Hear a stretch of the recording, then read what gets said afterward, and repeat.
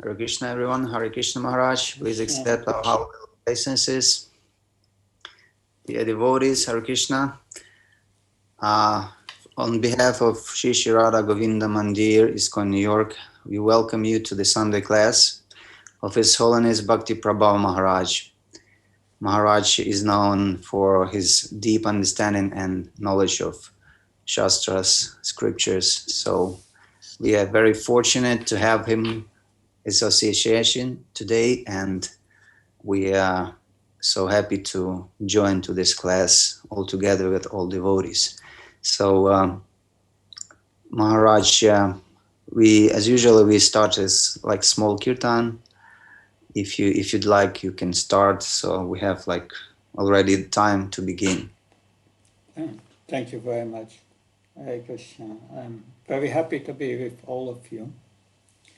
That today we will address an important principle that will help us to advance in Krishna consciousness. But before, I will chant Radha Madhav and then present the subject matter that we will discuss. The subject matter is identifying the perpetrator of irreligious acts. Jaya Radha Madhava Kunya Bihari Radha Madhava Kunya Bihari Gopijana Vallabha Kevayadari Gopijana Vallabha Kevayadari Yasodanandana Bhajana Ranjana Yasodanandana Bhajana Ranjana Yamunatira Vanachari Yamunatira Vanachari Jaya Radha Madhava Kunya Bihari Jaya Radha Madhava Kunya Bihari Omajnana Tivanasya Sanansana Shanakyan Chakshur Unmilitam Yena Tasmai Shigurave Namah Namam Vishnupadaya Kesavastaya Bhutale Srimati Bhakti Vedanta Swami Tinamane Namaste Saraswati Devi Gauravani Pacharani Nirvishesha Sinyavadi Paskachai Desatarani Srila Prabhupada Ki. So I will discuss today. Maharaj, yes. Just one question before you begin.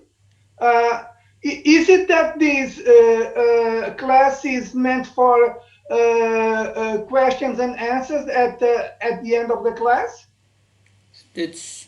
It depends on the organizers, but I'm happy to answer questions at the end for, let's say, 10 minutes. We will try to schedule that in.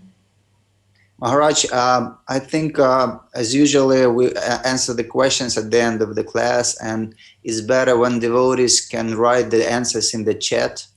So the answers is easy to read and to understand for the lecturer, and so we can all see and read these questions. So please, devotees, if you have questions, you can write in the chat, so Maharaj can read it, and we can all follow. So I cannot speak my questions?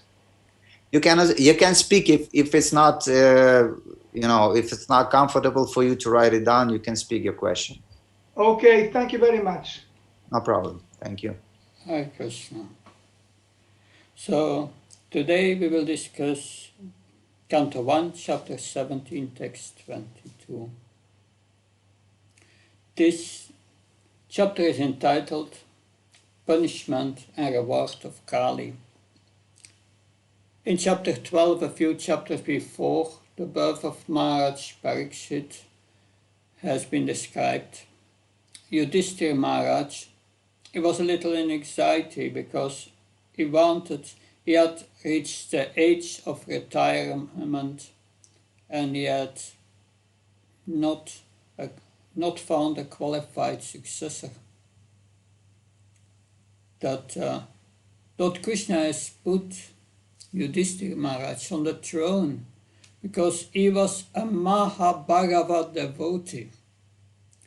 Srila Prabhupada writes, this is not an ordinary devotee. That although he was a Kshatriya, a Mahabharata devotee, he is the master of all the Brahmins. That such a pure devotee, a Mahabharata devotee, can rule the whole world, and he must have very high qualifications. But at the birth of Maharaj Pariksit, all these qualities of a Mahabharata were predicted by astrologers, and therefore Yudhishthira Maharaj felt at ease. He felt at ease. Now he was assured his successor will also be a Mahabharata. And here in this chapter we see about the activities of a Mahabharata. In chapter 17, canto 1. But before discussing text 22 in the 17th chapter, I want to set the scene so that we can understand this verse, this particular verse we will discuss today. So, Maharaj Pariksit, he was ruling, was emperor of the whole world, and every year he was making an inspection tour to his kingdom to ensure that everyone was following the the religious principles. But on his way,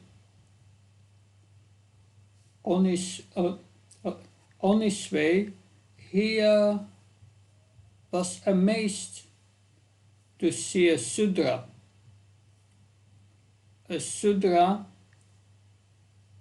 dressed like a king. And this Sudra, that he was beating a cow and a bull. And Maharaj Pariksit became very upset, and he was going to take his sword to kill the perpetrator, to kill Kali. But before doing that, he was speaking to the bull and the cow. But his bull was a special bull. It was standing on one leg. Who has seen a bull standing on one leg? Kiridhar Champu, did you see that? No? Such a bull? No. I haven't, Maharaj. No. And then at that moment, Maharaj Pariksit,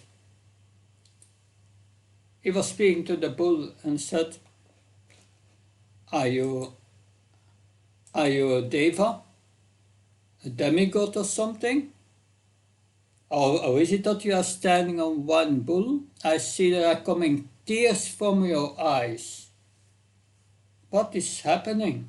Who has done that to you?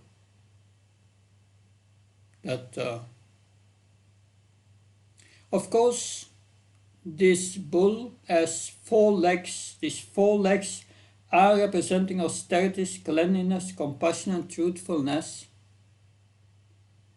which is the basis, which represent basic religious principles or lower religious principles. Srila Prabhupada used to say that unless a religion follows these lower principles of austerity, cleanliness, compassion, and truthfulness, it's not a bona fide religion.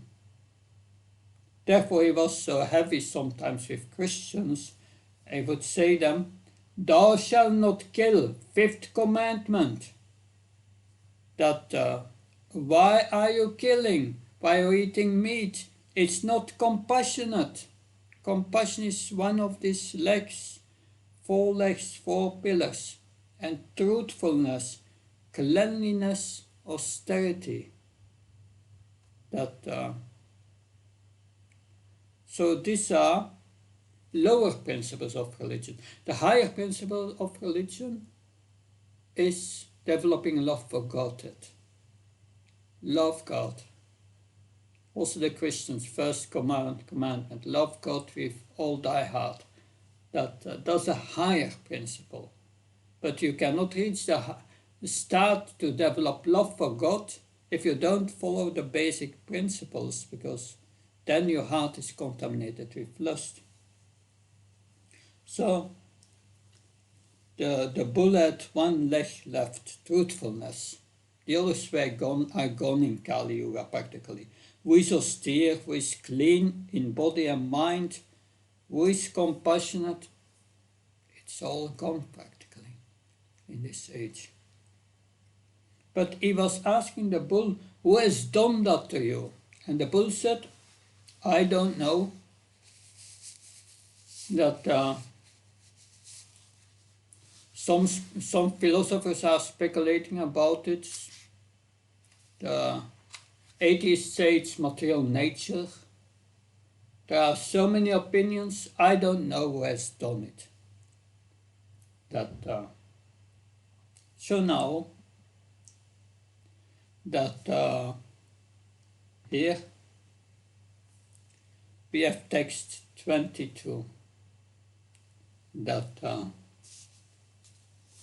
And this text 22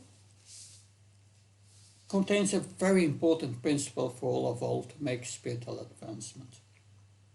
So I will read the Sanskrit translation and a short purport. Om Namo Bhagavate Vasudevaya Vacha Vacha Dharmam Bhavishime Dharmam Bhavishi Dharmahya Dharma Sivaksharu Padrik Yata Dharma Kitakstanam Sudshaka Shapa Tatpavat. The king said, so the Maharaj Pariksit is speaking to the bull, you are in the form of a bull, you know the truth of religion, and you are speaking according to the principle that the destination intended for the perpetrator of irreligious act is also intended for one who identifies the perpetrator.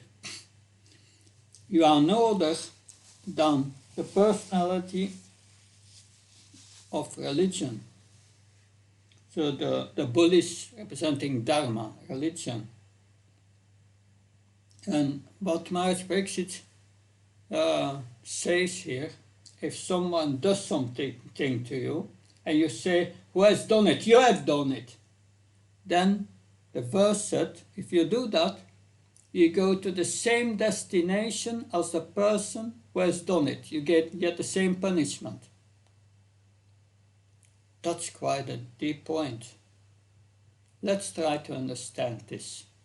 Today we will try to understand this, and if we get that point and start to act according to that point, then we will make quickly spiritual advancement. If not, our advancement will be blocked for sure. So important. Purport. A devotee's conclusion is that no one is directly responsible for being a benefactor or mischief monger without the sanction of the Lord. Therefore, he does not consider anyone to be directly responsible for such action. But in both the cases, he takes it for granted that either benefit or loss is God sent, and thus it is his grace. In case of benefit, no one will deny that it is God sent. But in case of loss of reverses, one becomes doubtful about how the Lord could be so unkind to his devotee that to put him in great difficulty. Jesus was seemingly put into such great difficulty, being crucified by the ignorant, but he was never angry at the mischief mongers. That is the way of accepting a thing, either favorable or unfavorable. Thus for a devotee, the identifier is equally a sinner, like the mischief monger. By God's grace, the devotee tolerates all reverses. Maharaj Parikshit observed this, and therefore he could understand that the bull was no other than the personality of religion himself. In other words, the devotee has no suffering at all, because so-called suffering is also God's grace for a devotee who sees God in everything. The cow and the bull never placed any complaint before the king for being tortured by the personality of Kali. Although everyone lodges such complaints before the state authorities, the extraordinary behavior of the bull made the king conclude that the bull was certainly the personality of religion, for no one else could understand the finer intricacies of the codes of religion. So, in the purpose, Srila Prabhupada writes, Jesus was crucified. Srila Prabhupada spoke on this topic, and he would say, "Thou shalt not kill." That's the fifth commandment of the Christian, and the first person they killed was Jesus Christ, and in such a horrible way they crucified him. Sometimes we think very romantically about surrendering that, and how wonderful is that I surrender to Krishna, and then we get roses with no thorns, only rose petals.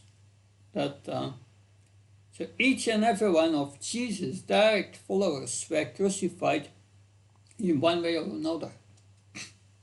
To surrender to Krishna means you put yourself in his hands, seeing everything as his kindness, benediction and mercy. Are we ready for that? Everyone must answer that for themselves. It means to place oneself in Krishna's hands.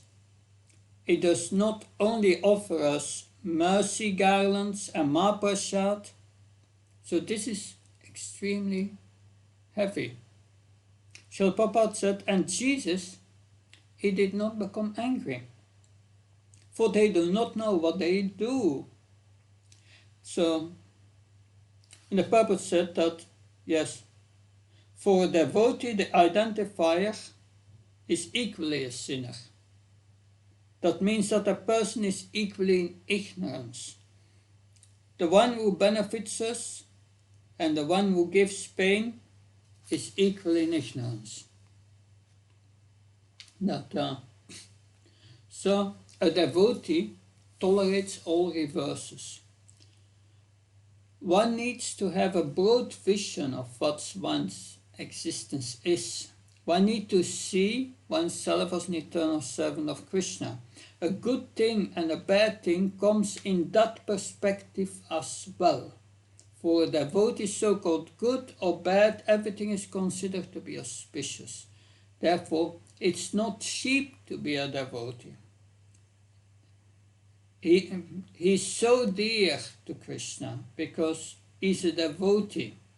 Not that Krishna slaps and then I'm not a devotee anymore. Devotee means devotion. Devotion means continuously. But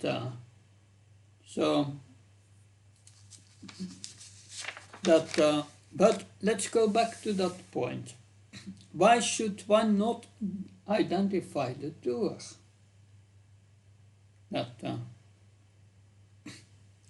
So the cow, the bull said, yes, after having expressed appreciation for the king, you have questioned me about the identity of he who caused me to suffer. But the bull says, I'm unable to tell you. There are so many different philosophical opinions about who is the doer. Some philosophers claim that we ourselves are causing our difficulties. Another claims that it's caused by Brahman, the Lord's spiritual evolutions. Atheists say, oh, it's material nature. So, and others say that we can't know, it's unknown. Therefore, yes, that. So, let's go over these points again. The first option, the bull said, your own self is responsible. Today that's very popular. They say you have to take responsibility for yourself. Take control of your life. And if you don't take responsibility for your life, then suffer. That's one philosophy. That others say superhuman powers are responsible. It's the gods. It's out of our control. What can we do? And others say it's just your karma. Just reactions. And gross materialistic says, yes, what can we do? That is how material nature works. Then others say, no one can know the cause. Someone is beating you with a stick. Is it a stick that is beating me? Or is it the person holding the stick? Or is it the mother of the person who is holding the stick and his mother was beating him when he was young? Is that the cause? Or did the mother beat her son when he was young because of a trauma in her consciousness, because her father, because her husband or her father abused her? Who can say? In this way, everyone in this world, everyone is bewildered. But generally, when we reflect about the cause of one's difficulties, our answers are less philosophical. We just say, it's him or it's that group. That's usually what happens, right? But by thus identifying the doer, what happens if you say, he did that to me? Yes, he did it, and it's injustice. He did it. That impression, then at that same moment, in your consciousness enters an impression of retaliation. I will get this person. It makes a deep impression of justifiable thoughts with ensuing plans of retaliation, that may implicate us in very painful exchanges. This is one reason for why one should not identify who has hurt us, especially great pains of the heart. Of course, if we think this person has done it, is responsible, we want to get even with that person. And this person will want to get even with us. And the fight will go on practically forever. It seems that people are born to give other specific persons trouble. And it could go on like that, birth after birth after birth. So, do we want to be around next birth to get even? Or should we avoid it? Another point here is, by meditating on the bad qualities of another, we will develop those same qualities based on that which one is meditating on. You will develop these bad qualities. there is a verse in the 7th canto, 1st chapter there.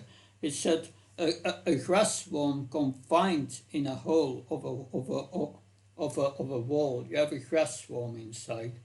And outside, there is a bee waiting.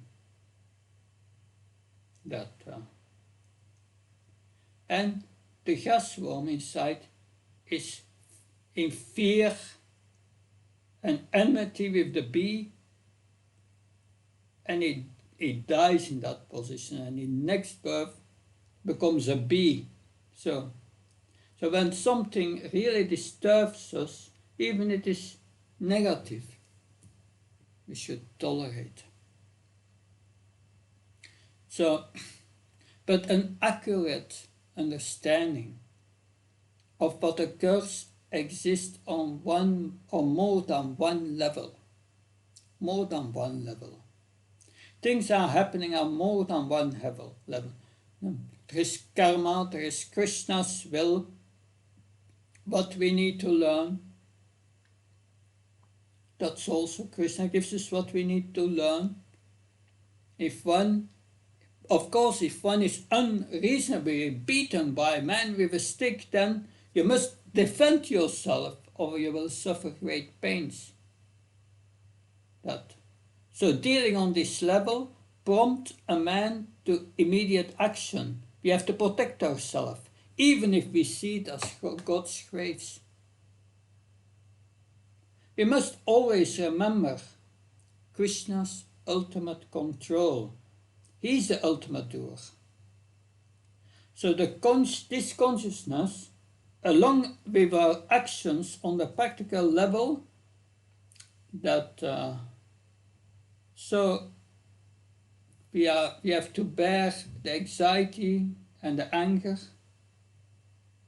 that will carry us to the Lord's lotus feet if we tolerate. All that occurs is ultimately Krishna's will. Not a blade of grass moves without the will of the Supreme Personality of Godhead. So it means if one accepts this as the will of the Lord, one can remain free from anxiety, even amidst the greatest calamity. Practical action and theoretical philosophical understanding must be there, and at the same time one must act practically. This purpose of this verse, the purpose of the next verse, 1:17-23, it says that the Lord is also not directly responsible. As he deputed, he gave the power to Maya Shakti, the material energy. Most important is that we surrender to him and that we return to the spiritual world. But each living entity has been gifted with free will. So Krishna's Maya Shakti reciprocates with us, independent from Krishna's desires. And thus we are under Maya Shakti, represented by the laws of material nature, which are also under Krishna's ultimate jurisdiction, Maya Dakshana Prakriti. In the same way, and it's also under Krishna's jurisdiction, in the same way as the law punishes or rewards one in terms of unlawful or lawful acts. We are put in certain circumstances by the will of Krishna and by the reactions of our previous actions. So you get reactions of our previous actions. That's what we experience in this life. This life is a sequence of circumstances which have been determined by our actions in previous lives, and you get only the reactions in your life. And you cannot change them, but we can change our consciousness. That's the point. We can change our consciousness. So we are put in certain circumstances by the will of Krishna and by the reactions of our own previous actions. Finally, everything is meant to bring us closer to Krishna. A devotee sees Krishna's merciful hand in everything. Now, before we go to the questions, I want to read a few quotes of Prabhupada on this verse. Dat teno kan kamsa samikshana mobun shatma evatma ketam vipakam it vakva vadropera vidadan namaste shiveti yomukti vadesa dayabak. This verse says that if you tolerate all the reactions of your past misdeeds and think, this is Krishna's mercy, I deserve it, and Krishna gives me just a token, a little, that then if one is in that consciousness, one is ready to go back to the spiritual world. That it's one's rightful claim. Is that something new? No, what does Krishna say in Bhagavad Gita, his first instruction, after he explains that the body changes, and he says to Arjuna, your body changes.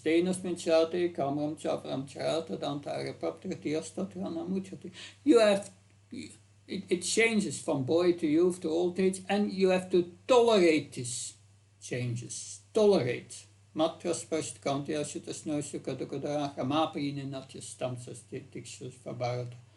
Tolerate, like heat in the summer, cold in the winter.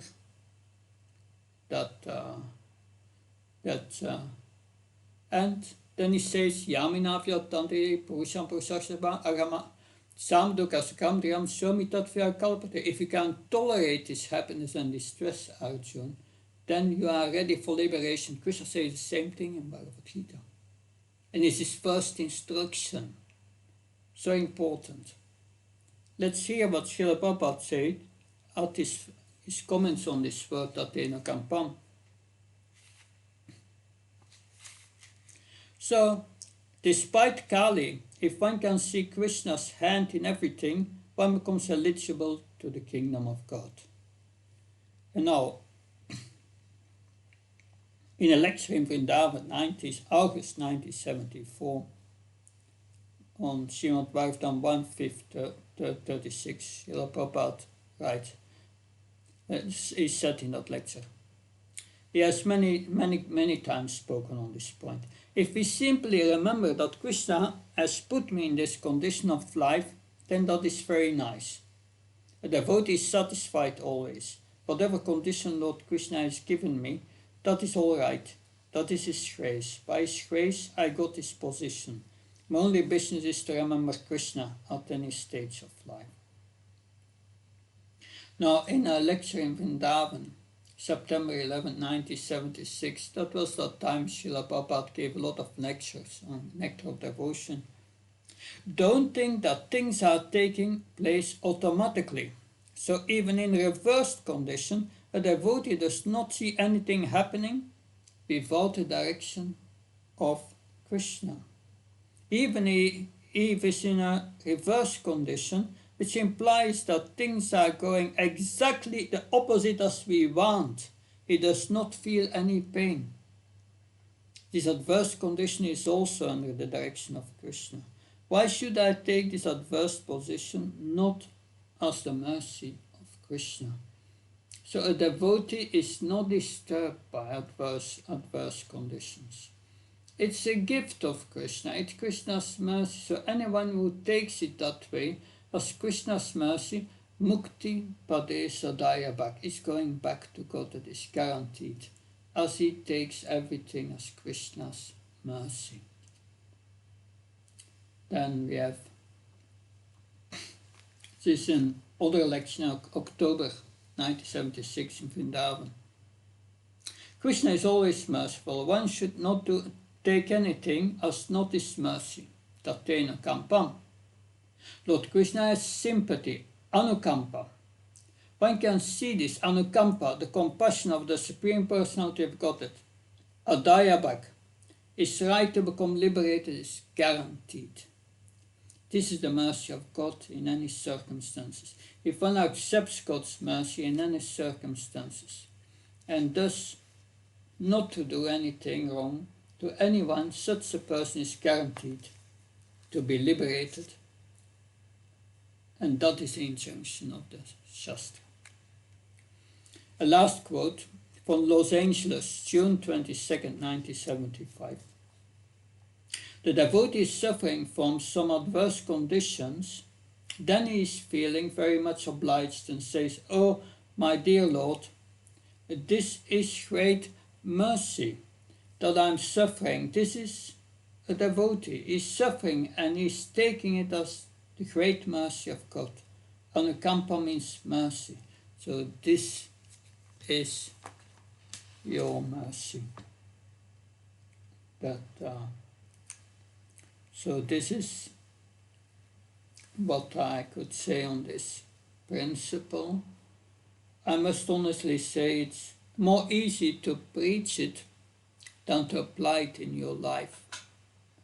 But still, if we are successful in applying this in our life, we are going back to God. And retaliating and trying to identify the perpetrator, that will keep us here. So, any questions, please? Maharaj, I have a question. Yes, sure. Vichai Krishna. Yes, Maharaj, I'm calling from Portugal. Please accept my humble obeisances, all glories to Srila Prabhupada. Maharaj, my question is related to the following passage that I find on the purport you chose for today. Yeah. It goes as follows. 1:17:22, and on the purport I read that Prabhupada writes that, quote, "But in both the cases, he takes it for granted that either benefit or loss is God sent, and thus it is his grace." So my question is related to the pastime of Lord Chaitanya in Navadvip, having his Sankirtan movement threatened by the Kazi. The Kazi was there prohibiting the existence of the Sankirtan Yagya conducted by Lord Chaitanya. And my question is, if Lord Chaitanya, why is it that Lord Chaitanya didn't accept the behavior of the Kazi as God sent? Why is it that he went to the palace of the Kazi to insist on having the Kazi allowing for his Sankirtan Yagya to happen? If the behavior of the Kazi, it was God sent, why not saying yes to the will of the Kazi and stop the Sankirtan Yagya? And that's an interesting point. Of course, we can approach this from different angles of vision, and Srila Prabhupada, he wanted us to study his books from different angles of vision. One angle of vision is that Lord Chaitanya is a super soul, is in the heart of the Kasi. That the Kasi cannot move and cannot even speak if Lord Chaitanya does not want. So it was organized by Lord Chaitanya as a super soul. He did it. But at the same time, Lord Chaitanya had to play the role of a devotee. He was Shala Avatar. He did not want to represent him as a Supreme Personality of Godhead. That was not his business. Therefore, it showed personally in this pastime how to tolerate everything, but at the same time be practical. So Krishna, in our spreading of Krishna consciousness, gives us so many obstacles that one can say, why does Krishna put these obstacles? Why does he not make us easy? So that is Krishna, that Lord Chaitanya is teaching us how to behave. So he went to the Kasi and he had a talk with the Kasi, but the Kasi became very favorable because he got a dream of Lord Nrsingadev the night before, scratching into his heart, and there were scarves on his body. So it became quite reasonable suddenly. And finally, he became a devotee, the Kasi. So this is the pastimes of Lord Chaitanya. Inconceivable how he does these things, but it's very relishable, and it's for us to read it, and to give. It gives us faith, shraddha, that faith how to act with confidence. That anyway, like I said, this is one angle of vision. That what do you think, Vijay Krishna Prabhu? Maharaj, you gave me a very, very, very satisfactory answer. Thank you very much. Hare Krishna. Hare Krishna. There is also some question in the chat from Christina. If we take everything as Kripa Shakti, and we understand that the Kripa we receive from our past karmic actions, that helps build tolerance, that but when trying to embody the principles can be hard when we are in the most of things. How can we remind ourselves or lend a hand to those when they are experiencing karmic reactions? I feel, Christina, that this is a very important question. That, midst of things, I understand the people. But like I said before, it is more easy to preach about it than to practice it. And my experience is that many times we get situations and we fail to act properly. It's like Krishna giving you a test. He gives you a test. And we fail the test. We become angry, we identify the one who does it, and we forget that it's a reaction of our own karma, and we suffer. And it happened in my life so many times. So many times, and I did not learn the lesson until you come to extreme suffering. I said, now it's enough. And then you try to practice it, and you become humble and tolerate. So it's a life mission. It doesn't happen overnight. That is my experience.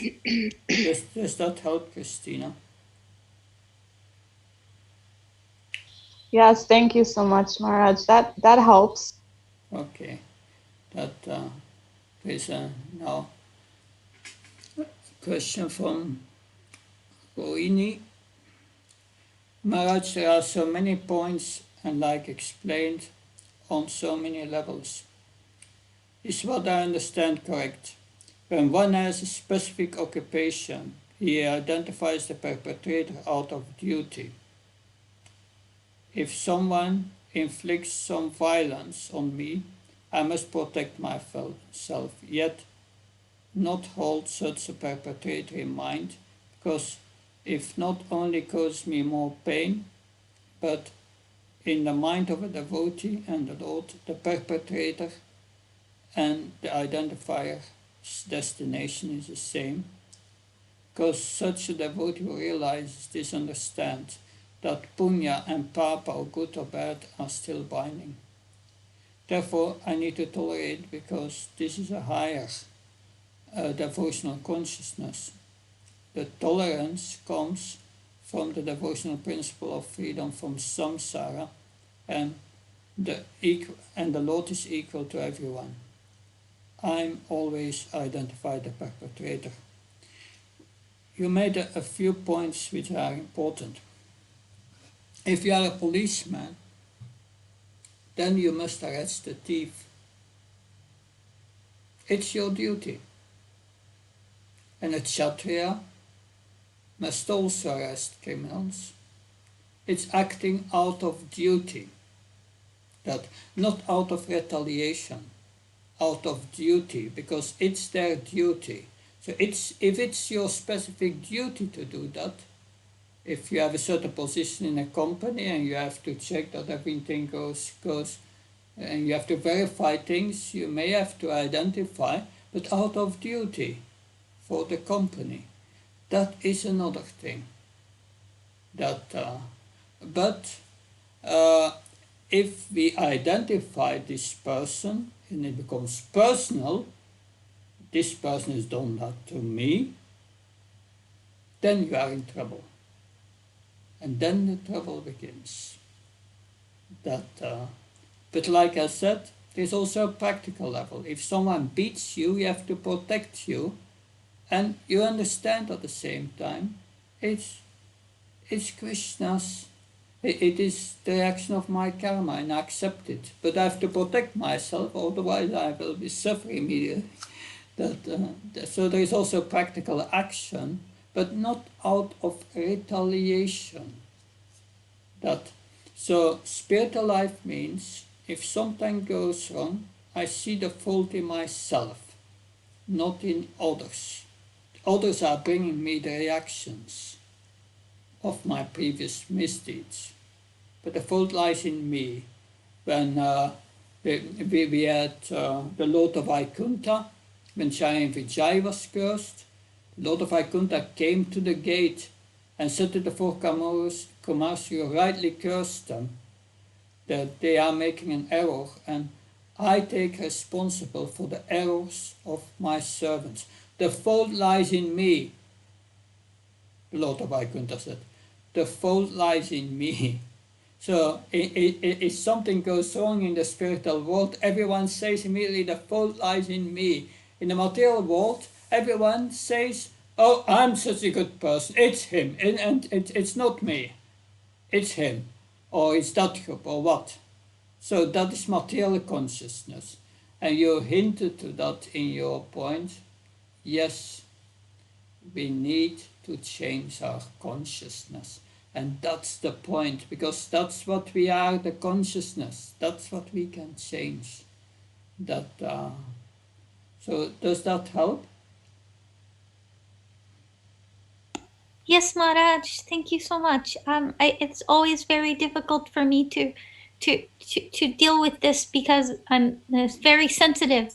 So I always look at this morality aspect, always, just reading the news. I'm a school teacher, so you're always noticing things. And I don't like it when it's unfair. And sometimes I'm always pointing this person out. No, this person was unfair. This person, and now I see how am I changes my whole consciousness. I've always heard that the fault lies in me, but can't understand. You pointed out this verse and you made so many connections that I kind of see it more. Of course, I still need a lot more studying, a lot more practical experience. Yeah, like I said, I'm practicing for 30 years and I still sometimes fail in that. So we try our best. But with Krishna's help we can improve and finally attain the lotus feet of Krishna. Thank you. Hare Krishna. Krishna. Good. Thank you. I was happy to be with you today, and I hope to be with you sometimes in the future, and even if Krishna wants, come to New York some one time again, if the circumstances allow. Thank you very much. Jai Thank you so Srila much, Prabhupada. Maharaj, for a wonderful lecture. We hope to see you in New York very soon when the pandemic is. And so thank you so much again. And thank you very much, everyone who joined our class today. Hare Krishna. Jai Prabhupada. Hare Krishna, Hare- Prabhu. Thank you so much, Maharaj. Jai. Maharaj, Prabhu. wonderful Hare Krishna. class. Thank you very much. Hare- Thank you, Maharaj. Hare Hare Krishna. Thank you. Bless you. Hare Krishna. Jai.